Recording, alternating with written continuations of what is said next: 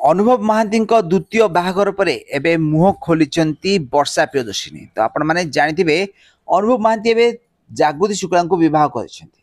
तो बाहागर पर वर्षा प्रियदर्शिनी पूरा चुप रहिथिले, कोनोसी भी हेले कथा कहि नथिले एही बाहागर को नै।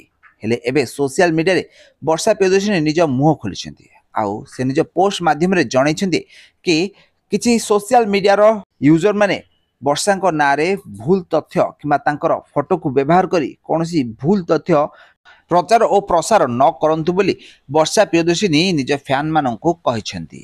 ताले वर्षा प्रियदर्शिनी एबे अनुभव कठारु अलगा होइसेंती। 2014 मसिया रे दुइंक बाहागर होइतिला, हेले 2020 मसिया रे दुहे कोर्ट रो द्वारस्थ होइतिले आउ या परे दुइंकर डिवोर्स होइतिला। डिवोर्स होला परे वर्षा प्रियदर्शिनी एबे सोशल मीडिया रे बेसी एक्टिव नाहंती, हेले गरीब लोक मानकु साहाय्य करथिबार नजर आछंती ओ सिनेमा रे अभिनय करथिबार नजर आछंती वर्षा प्रियदर्शिनी ओ पॉलिटिक्स रे भी मध्य जोग दैछंती वर्षा। ताले अनुभव को भूली एबे वर्षा प्रियदर्शिनी आगु को बढ़िबारे लागिछंती।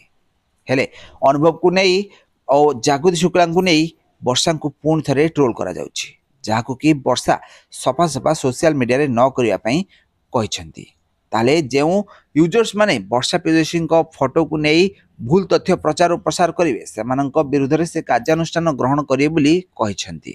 तो आपण माने जानिथिबे वर्षा प्रियदर्शिनी दीर्घ 20 वर्ष अधिक समय होइबो हॉलीवुड इंडस्ट्री अभिनय करि आछंती। तो फ्रेंड्स आपण मानकु वर्षा केमती लागोनी, तांको अभिनय आपण मानकु केमती लागे, हम कमेंट माध्यम निश्चित भाबरे कमेंट करंतो।